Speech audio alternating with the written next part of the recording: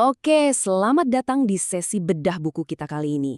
Kita bakal langsung terjun ngebahas salah satu karya yang bisa dibilang paling mempolarisasi di era modern ini.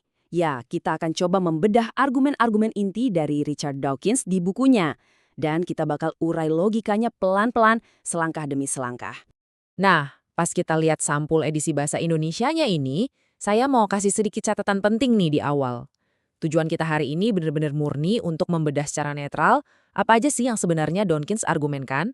Kita nggak lagi memihak, ngedukung, atau sebaliknya nyerang premis-premisnya ya. Kita di sini murni cuma buat ngulik dan paham gagasan aslinya tuh kayak gimana. Biar nggak bingung, ini dia peta jalan kita hari ini. Kita mulai dari 4 tujuan utama Dawkins, terus masuk ke definisinya yang lumayan ketat soal Tuhan, lanjut ngebahas bedanya dengan pandangan religius para ilmuwan, dan terakhir, kita bakal lihat observasi sosiologisnya. Singkat, padat, jelas. Oke, kita langsung masuk aja ke bagian pertama ya, yakni 4 tujuan utama dari buku ini. Yang menarik di sini adalah gimana Dawkins merangkum misinya ke dalam 4 tujuan utama yang dia sebut sebagai pembangkit kesadaran. Kalau kita perhatikan, tujuannya ini macam-macam banget. Dari sekedar dorongan buat para ateis supaya lebih bangga, sampai penjelasan saintifik soal gimana asal-usul kehidupan itu terbentuk tanpa butuh sosok pencipta. Intinya sih, dia pengen banget nunjukin kalau menjadi seorang ateis itu adalah pilihan yang realistis, berani, dan pastinya memuaskan secara intelektual. Ngomong-ngomong, pernah nggak sih Anda dengar orang bilang, oh dia anak Katolik, atau dia anak Muslim? Nah, ini mengantarkan kita ke poin ketiga dia yang menurut saya cukup nyentrik. Dawkins berpendapat kalau pelabelan kayak gitu tuh sebenarnya indoktrinasi bahasa yang nggak fair. Kenapa? Karena anak-anak kan masih terlalu kecil ya buat punya pandangan teologis yang benar-benar solid. Jadi menurut dia, mendingan kita nyebut mereka anak dari orang tua Katolik, bukannya langsung ngasih label agama ke anak itu sendiri sejak lahir. Masuk akal juga kan? Dan soal judul bukunya sendiri, ini terinspirasi dari kutipan yang lumayan provokatif nih. Dia mengutip Robert Pirsig yang bilang gini, kalau satu orang menderita delusi, kita sebut itu gila. Tapi kalau banyak orang yang menderita delusi, itu disebut agama. Wow, Dawkins terang-terangan pakai definisi kamus tentang delusi di sini, yaitu suatu keyakinan salah yang tetap aja dipegang kuat meskipun bukti-bukti di depan mata jelas-jelas bilang sebaliknya. Lanjut ke bagian kedua kita, mendefinisikan hipotesis Tuhan. Jadi, poin kuncinya di sini, sebelum mulai ngekritik panjang lebar, Dawkins tuh pengen banget mendefinisikan secara presisi sebenarnya Tuhan macam apa sih yang lagi dia bahas. Yang pertama, teisme. Ini adalah konsep tentang entitas supernatural yang sangat aktif, yang suka campur tangan. Sosok ini tuh khas banget di tradisi agama-agama Abrahamik.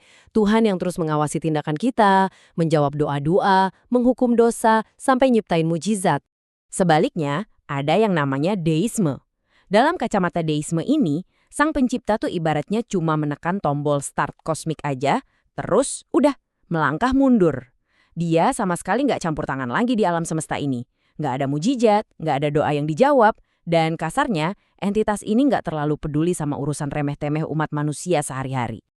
Terus ada panteisme. Nah, kalau yang ini sama sekali nggak punya unsur entitas supranatural. Orang-orang panteis cuma pakai kata Tuhan sebagai metafora puitis aja buat ngegambarin keajaiban alam semesta atau hukum fisika. Dawkins bahkan sempat nyindir dan bilang kalau panteisme ini ya sebetulnya cuma ateisme yang dipoles supaya kedengarannya lebih puitis. Makanya, ini penting banget buat digarisbawahi sebelum kita melangkah lebih jauh.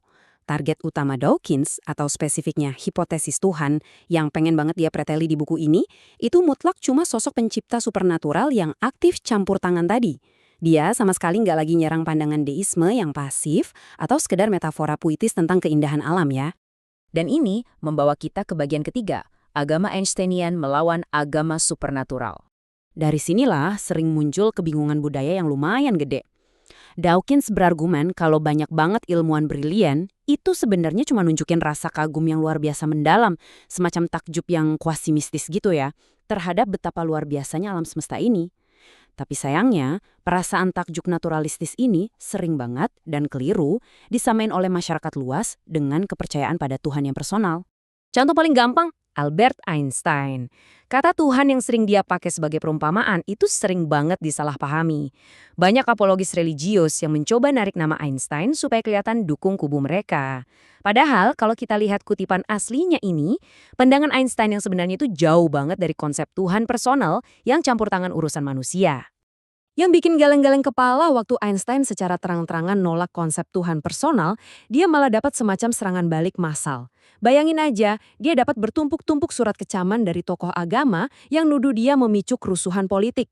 Bahkan, mereka sampai nyuruh salah satu manusia tercerdas di bumi ini buat bungkam, buang teori gilanya, dan mending disuruh balik ngurusin fisika aja. Nah, reaksi sejarah yang agak berlebihan terhadap Einstein ini tuh pas banget buat mancing pertanyaan krusial yang jadi puncak pembahasan kita. Kenapa sih agama itu seolah-olah punya dinding penghormatan khusus, semacam tameng yang bikin dia kebal dari perdebatan rasional dan kritik sehari-hari? Yuk kita kupas tuntas di bagian keempat, rasa hormat yang tak layak bagi agama. Di sini Dawkins meminjam kacamata brilian dari penulis Douglas Adams untuk nyorotin banget standar ganda yang ada di masyarakat kita. Gini deh, kita tuh santai aja kan debat sengit soal pandangan politik atau sistem ekonomi. Tapi begitu masuk ke topik yang ada label agama, kita tiba-tiba disuruh jaga sikap, jalan jinjit, dan dilarang keras ngomongin hal-hal buruk tentangnya. Dan perlakuan spesial alias celah budaya ini melahirkan ironi yang luar biasa nyata di kehidupan kita.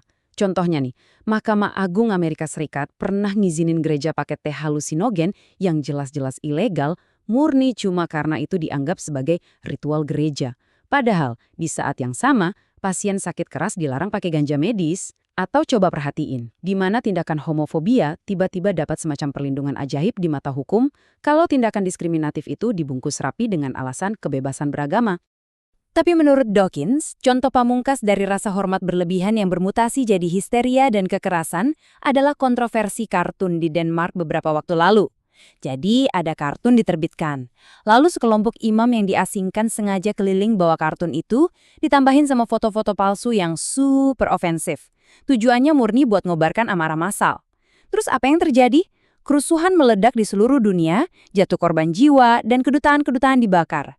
Dan ingat, ini semua berawal dari sekedar coretan tinta di atas kertas.